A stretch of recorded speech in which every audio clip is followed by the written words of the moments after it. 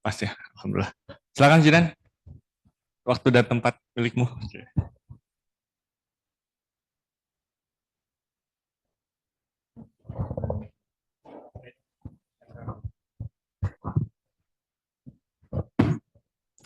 Assalamualaikum warahmatullahi wabarakatuh. Waalaikumsalam.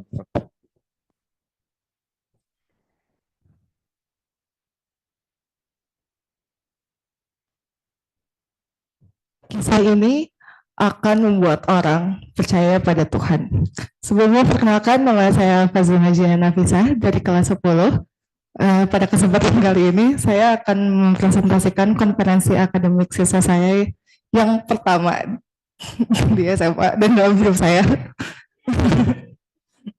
di semester 1 ini. Jadi pada KS kali ini saya memilih topik literasi bahasa Indonesia yaitu bedah buku. Adapun buku yang akan saya bedah hari ini yaitu Life of Pi dari Ian Martel. Alasan mengapa saya memilih topik ini yaitu karena hobi saya yang membaca, jadi saya cukup merasa tertarik dengan topik literasi bahasa Indonesia. Lalu untuk alasan kenapa saya memilih buku ini, pertama ini karena ada rekomendasi novela. Terus pas baca, awalnya saya rada kayak ragu untuk baca buku ini, cuman setelah baca premisnya, seperti kayaknya tertarik, jadi saya mulai penasaran dan mau baca buku ini. Lalu kita masuk ke biodata atau biografi penulisnya. Jadi penulis Life of Pi ini bernama Ian Martel. Ia merupakan penulis asal Kanada yang lahir tanggal 25 Juni 1963. Ian Martel ini awalnya menulis buku ini ketika dia pergi ke India dengan tujuan dia ingin melanjutkan ide cerita yang dia bawa dari negara asalnya, yaitu cerita tentang pendudukan di Portugis tahun 1937. Namun saat menulis, ia tuh merasa kalau buku yang dia tulis itu kerontang dan dia merasa buku itu tidak bernyawa. Dia sempat merasa putus asa untuk lanjut menulis, sampai akhirnya dia bertemu seseorang di coffee shop yang dia tuh ngasih ide cerita mengenai kisah seorang yang selamat dari lautan Samudra Pasifik yang padahal dia terombang-ambing selama 227 hari atau sekitar 7,5 bulan. Nah dari situ akhirnya dia mulai bertemu dengan orang tersebut secara langsung, terus mewawancarai, dan dia mulai menulis buku Life of Pi. Nah, ada juga karya-karya lain dari Ian Martel, itu The High Mountains of Portugal, terus 101 Letters to a Prime Minister, The Complete Letters to Stephen Harper. Nah, kita masuk ke bukunya. Jadi buku yang hari ini adalah Life of Pi, karya Ian Martel. Jumlah halamannya ada 446 halaman. Ini diterbitkan pada bulan September 2001, pertama kali diterbitkan oleh Knopf Kanada. Genrenya itu menceritakan tentang petualangan dan fantasi. Jadi buku ini dibuka dengan menceritakan kisah seorang anak bernama Christian Morato Partel yang merupakan seorang anak dari pemilik kebun binatang. Nah, karena dia merupakan anak dari pemilik kebun binatang, dia memiliki ketertarikan dengan ilmu zoologi atau tentang hewan-hewan. Nah, selain tertarik dengan ilmu tentang hewan, dia juga tertarik dengan agama atau religi gitu. Jadi pada umur dia waktu itu masih kecil, dia tuh sempat dia menganut 3 agama sekaligus, Hindu, Kristen, sama Islam. Lalu pada suatu hari, tiba-tiba keluarganya ini harus pindah ke Kanada karena sebuah alasan politik di negaranya. Dia pindah membawa beberapa hewan untuk dijual nanti di Kanada. Dia pindah ke Kanada menggunakan kapal kargo yang namanya Samsung. Di tengah perjalanan, Tiba-tiba kapal ini mengalami kecelakaan hingga tenggelam. Namun Pai menjadi satu-satunya orang yang selamat karena dia sempat melarikan diri ke dalam sebuah sekoci kecil. Nah, di dalam sekoci itu ternyata Pai tidak sendiri. Ia hidup, ternyata di sana ada sebuah hiena, zebra, orang utan, dan juga seorang harimau bengal. Ya, seekor.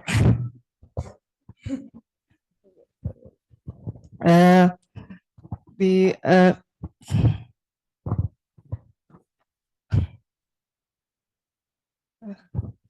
Jadi mulai dari situ mulailah petualangan Pai dalam menyelamatkan dirinya dari lautan Samudra Pasifik.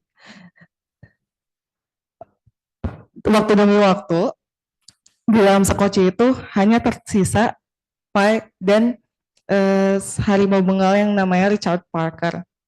Nah, terus jadi dia di situ mau gak mau dia harus bisa beradaptasi. Gimana caranya dia bisa tetap hidup dengan keadaan di sekoci aja ada harimau.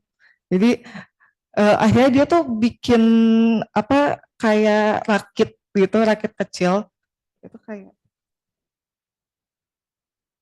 ini kan ada sekocinya di sini. Terus itu ada harimau di dalam. Terus dia bikin apa sih rakit kecil gitu dari alat-alat yang ada di dalam sekoci itu biar dia masih ada peluang untuk bertahan hidup walaupun ini harimau. Terus gimana caranya dia bertahan hidup? Dia tuh mulai memanfaatkan ilmu-ilmu tentang zoologi yang dia ketahui tentang harimau tersebut. Dia mulai membuat harimau tersebut jinak. Jadi kayak dia memposisikan bahwa dia tuh yang paling berkuasa di situ, biar harimaunya nggak makan dia. Jadi Pai mengalami berbagai tantangan, terus udah gitu dia harus beradaptasi dan lain-lain, sampai akhirnya dia berhasil selamat di pantai Meksiko. Dan dari cerita ini, menurut saya yang paling menarik itu di bagian akhir, setelah Pai selamat, terus dia diwawancara sama orang Jepang. Nah di situ dia tuh menceritakan kisah dia yang tentang sama Richard Parker si harimau ini. Tapi orang Jepangnya tuh nggak percaya karena menurut mereka gak masuk akal gimana ceritanya manusia sama harimau kejebak di sekoci, tapi manusianya masih hidup sampai sekarang gitu, bahkan selamat. Nah, ditambah lagi pas di bagian akhir kan si Richard Parker-nya tuh dia pergi duluan. Jadi hanya menyisakan spy di sekoci sehingga gak ada bukti kalau benar-benar ada harimau di sekoci itu. Nah, karena orang Jepang ini gak percaya, akhirnya Pai itu dia ngeceritain kisah alternatif lain, yaitu tentang di sekoci itu ada satu orang koki, ada ibunya, dan seorang nelayan. Nah, seorang nelayan ini, kalau menurut saya, seorang nelayan ini diibaratkan itu kalau di cerita yang aslinya itu zebranya yang terluka. Terus kokinya itu sebagai hiena yang memakan zebra tersebut. Terus ibunya sebagai orang utan dan Painya sendiri sebagai harimau.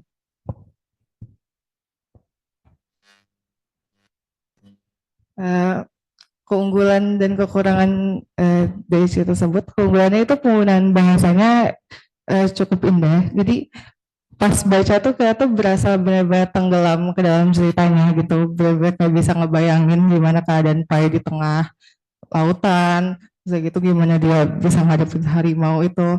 Terus begitu karakterisasi yang unik itu tuh jadi hubungan antara interaksi antara Pai sama Richard Parker yang mereka tuh dekat tapi gak deket banget, tapi mereka juga saling menguntungkan gitu, ada simbiosis mutualismenya juga. Yang terakhir itu pelajaran hidup yang banyak banget bisa kita ambil dari sini, baik dari sisi apa sih kayak cara kita bertahan sama sisi religiusnya juga. Kekurangannya itu menurut saya itu di awal ceritanya itu cukup lambat karena dia benar-benar detail ngeceritain awal hidup Pai sebelum dia kejebak di tengah laut. Jadi itu cukup agak bikin saya bosen di awal. Terus minimnya pengembangan karakter pendukung karena orang tua keluarga Pai ini nggak diceritain itu gitu. Jadi bikin hubungan antara orang tua sama Pai-nya tuh nggak kelihatan kuat banget. Terus Life of Pi ini juga udah dijadiin film. Terus ini ada beberapa perbedaan novel sama film menurut saya. Pertama itu dari detail cerita, karena di novel kan benar-benar diceritain banget kayak tentang awal hidup Pai, terus kayak gitu yang Pai bisa nginin 3 agama sekaligus itu benar-benar diceritain detail tentang masing-masing agamanya. Sedangkan kalau di film tuh cuman dia liatin sekilas-sekilas doang. Terus eksplorasi agama, meskipun di film juga dia masih tetap ngambil nilai agamanya, cuman emang nggak sekuat yang di buku. Karena di buku kan benar-benar dijelasin tuh satu-satu, terus kenapa Pai bisa masuk agama itu, kenapa Pai bisa tertarik dengan ini. Kalau di film tuh kayak dia lebih fokus ke petualangan sama gimana cara Pai bertahan hidup di tengah laut. Terus di cerita alternatifnya juga, kalau misalnya kita baca di bukunya tuh kita benar-benar yang kayak kebayang seserem apa kalau kita baca yang alternatif. Tapi kalau misalnya di novel, dia kalau misalnya di film, dia lebih ke apa emosional si Pai pas nyeritain kisah itu, segitu kayak yang benar-benar kayak bikin kita bikin kita tahu mana yang fiksi, mana yang nyata. Terus ini ada beberapa review atau komentar orang menurut Life of Pi. Yang pertama itu dia kayak bilang kalau misalnya setelah baca buku ini tuh bikin kita bakal terus mikirin buku tersebut gitu. Dan saya cukup setuju sama yang ini karena jujur sampai sekarang juga saya masih pikirin di antara 2 cerita yang diceritain sama Pai, sebenarnya yang benar-benar terjadi tuh yang kedua atau yang pertama. Walaupun saya pribadi lebih suka cerita yang ada hewannya, karena yang kedua tuh terlalu tragis. Terus it can make anyone believe in God. Jadi ini setuju banget karena kalau misalnya kita baca terus udah gitu lihat gimana Pai bisa bertahan di situ, bikin kita kayak oh iya beneran loh, kalau misalnya emang Tuhan berkehendak tuh pasti apapun yang nggak mungkin kejadian bisa aja kejadian gitu.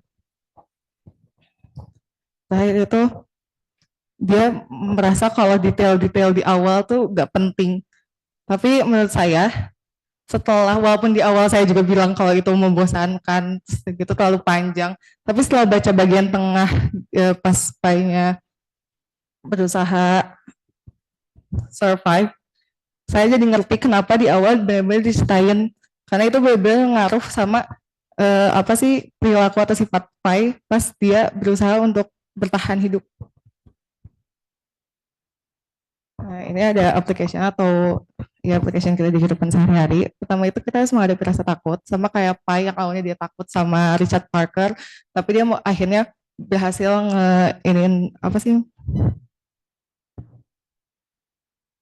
Menjinakkan. Usahakan. Berhasil menghadapi rasa takutnya gitu. Terus udah gitu tidak mulia dan optimis. Di situ juga kan walaupun Pai itu rasanya untuk dia selamat tuh kemungkinannya kecil banget, tapi dia nggak menyerah dan tetap optimis kalau misalnya kita tuh bisa selamat, kita pasti bisa sampai ke darat lagi.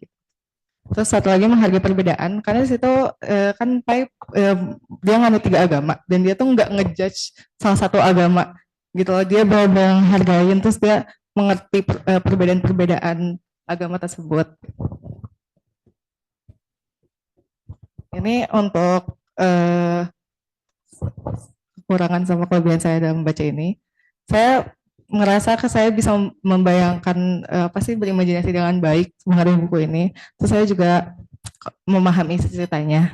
Namun kekurangannya itu pertama saya merasa bosan di awal karena saya jujur gak suka alur yang lambat. Jadi pas di awal saya ngerasa bosan.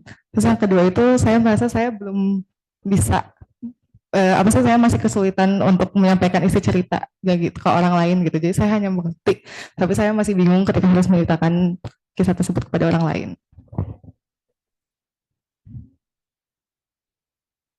Lalu ke refleksi, itu kekuatan saya di semester ini, saya mampu beradaptasi dengan baik dengan lingkungan yang baru.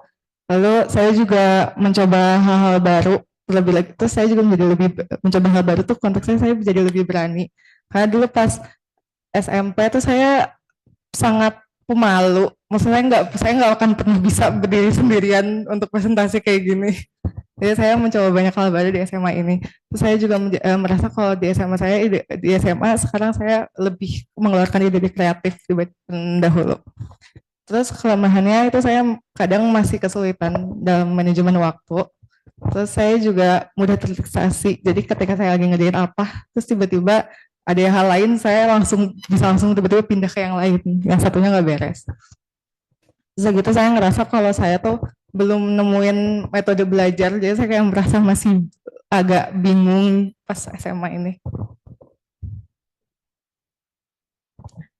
Rencana tindak lanjutnya untuk saya sendiri, saya maunya saya lebih membuat jadwal yang teratur, jadi nggak manajemen waktunya nggak berantakan. Terus gitu saya juga ingin mencari tahu kira-kira metode belajar yang efektif dan cocok untuk saya itu seperti apa. Untuk orang tua pastinya dukungan belajar. Terus yang kedua itu memberi banyak motivasi, karena saya tipe orang yang kalau dimotivasi baru jalan gitu. Terus terakhir untuk guru, memastikan seluruh materi telah disampaikan, karena kadang waktu itu pernah ada kita ulangan tapi materinya ada yang belum disampaikan. Jadi jadi kayak rada bingung gitu. Iya, udah. Baik, terima kasih Jinan. Tepuk tangan buat Jinan. Ye. Silakan Bu Ella. Oke, terima kasih Jinan.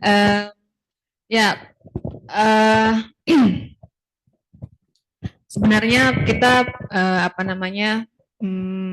membaca kemudian membedah buku itu bukan karena pelajaran terus hanya untuk menuntaskan kewajiban dan semacamnya gitu ya. Tapi ini salah satu bentuk kita mengapresiasi sebuah karya sastra, karya seni, dan juga kamu menonton film juga ya, kamu melakukan sebuah perbandingan gitu.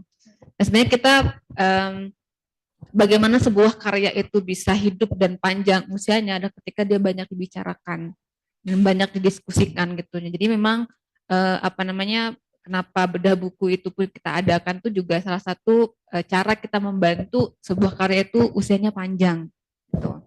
Selanjutnya kita mau belajar memotret gitu ya, jatuh bangunnya kehidupan manusia dalam sebuah buku. Kita kan sama-sama ya nyari di perpustakaan SMA gitu ya, kita nyari di perpustakaan SMP. Saya menyukai proses itu, proses kita mencari buku-buku yang kemudian pas dengan yang akan kita baca gitu.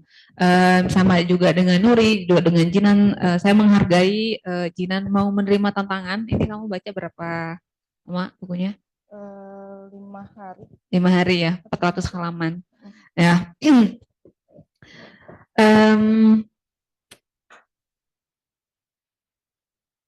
Oke, apa ya?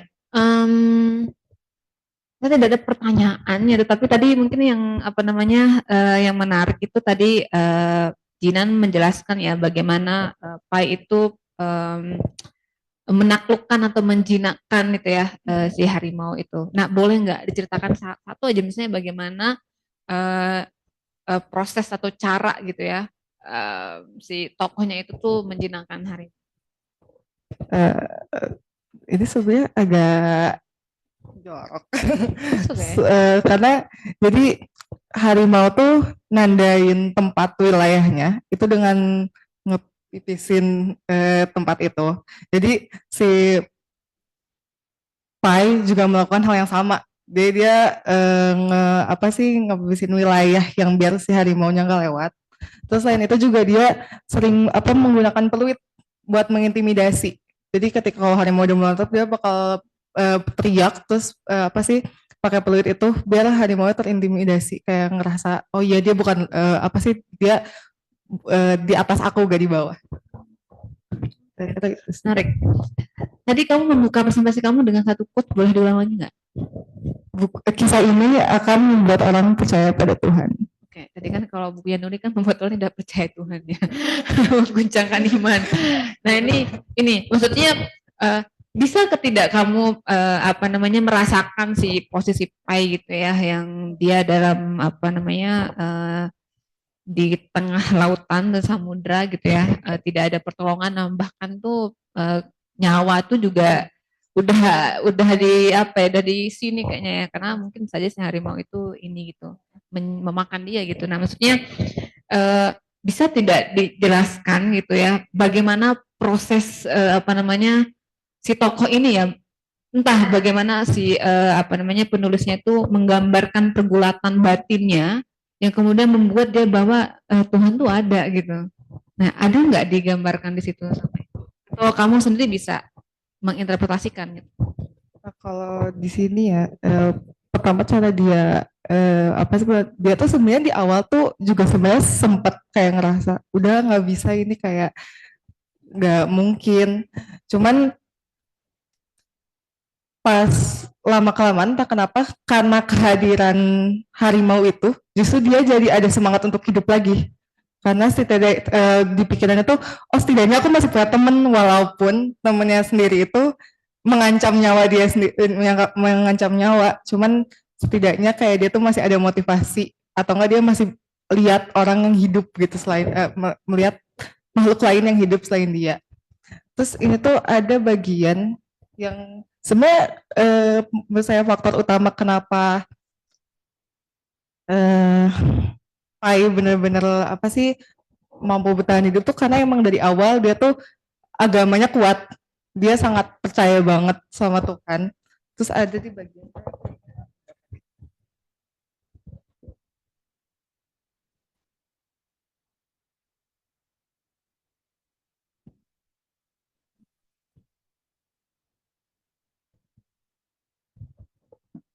oh enggak, tapi di bagian ini sih ada sempat dia tuh terombang-ambing, terus ada badai besar besar banget yang benar-benar bikin hancur, perahunya juga rada rusak, tapi di situ dia selamat. Dan amazingnya tuh pas baca itu, saya kalau jadi mungkin kalau saya jadi Pai, saya bakal yang kayak marah-marah terus gitu kayak kenapa ngasih ujian lagi padahal aku udah sesiksa ini gitu. Tapi situ justru Pai itu malah kayak oh mungkin ini tuh tanda kalau emang Tuhan tuh masih ada gitu. Padahal di situ posisinya kan dia udah kayak sekarat gitu. Tapi situ dia masih tetap yang kayak positif thinking yang benar-benar oh enggak, justru ini karena ada ujian ini berarti tandanya Tuhan tuh masih ada, berarti Tuhan tuh masih merhatiin saya gitu. Saya di situ sangat ini sih. Oke, terakhir ya, maksudnya tadi di bagian apa sebelum ke Butari apa namanya, yang di bagian kamu menganalisis gitu ya, menganalisis kekurangan, kelebihan, kemudian perbandingan film dengan bukunya. Jadi saya melihat bahwa kamu tidak sekadar membaca ya gitu ya, tapi maksudnya ada pemahaman, ada ketajaman, ada kekritisan yang kamu ikut sertakan gitu ya, sehingga kamu bisa memberikan penilaian bahwa di bagian ini kurang, atau di bagian apa namanya tadi yang bagaimana eksplorasi agama antara buku dengan film itu kamu sudah bisa memotret itu, dan itu satu kemampuan yang menurut saya bagus dan juga menjadi bekal ya, bekal literasi kamu untuk membaca buku-buku yang baik fiksi atau non fiksi gitu. Terima kasih Bu.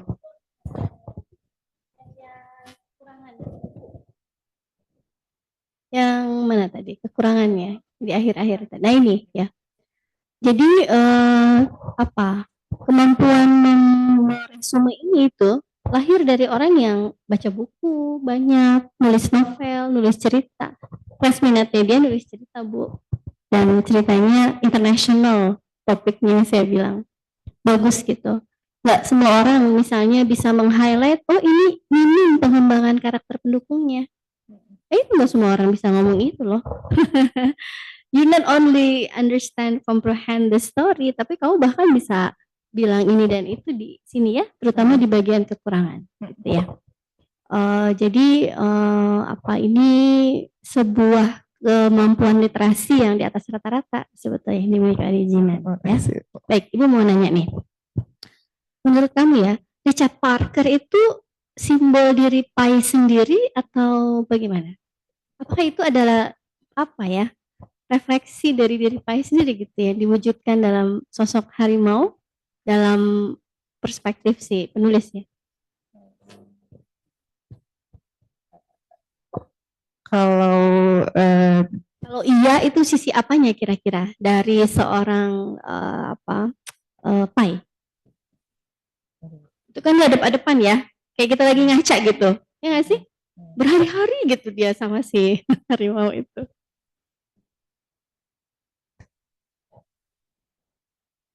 itu dalam keseluruhan cerita. Enggak, dari Pai-nya sendiri. Jadi kira-kira apakah ada kemungkinan, apakah ada possibilities bahwa sebetulnya si harimau itu adalah menimbulkan sesuatu dari diri si Pai gitu? Menurut saya bisa jadi, karena kalau kita lihat di yang saya bilang tadi yang kisah alternatif, si Pai-nya sendiri itu nyeritain harimau, diri dia tuh sebagai harimaunya yang memakan hiena gitu. Cara biar dia bertahan hidup. Karena kalau di cerita alternatif si hienanya tuh sebagai koki. Nah si koki ini tuh sebenarnya ngebunuh yang lain kan. Nah pas saat sisa berdua harimau sama sisa Pai sama koki ini yang kalau misalnya di hewannya harimau sama hiena, akhirnya harimaunya tuh lebih milih buat ngebunuh hiena buat dia bertahan diri dibandingkan ngebayangin hiena ngebunuh dia gitu. Kira-kira apa yang disimbolkan dari si harimau itu? Rasa ini ya sih kayak ini untuk bertahan hidup gitu-gitu. Terus kayak gitu. Harimau tuh hewan yang kayak gimana ya? Berani mungkin ya? Iya. Kemudian raja gitu ya? Mungkin ada hal-hal yang mau disampaikan juga sama si Yann Martel ini gitu. Bahwa Pai have those qualities gitu. Mungkin ya, biasanya suka gitu karena kalau udah hadap-hadapan lama-lama itu biasanya cermin-cerminan tuh biasanya gitu ya. Kamu punya ide nggak tentang perahu lautan ya? Karena perahu lautan itu simbol-simbol yang umum dalam dunia agama ya. Kalau kita bicara tentang keimanan ya, itu tuh berserakan tuh di Al-Quran. Kira-kira kamu punya ide nggak kenapa Yann Martel menggunakan cerita lautan dan perahu gitu? Oh ya, syair perahunya Hamzah Fansuri ya. Perahu dan lautan.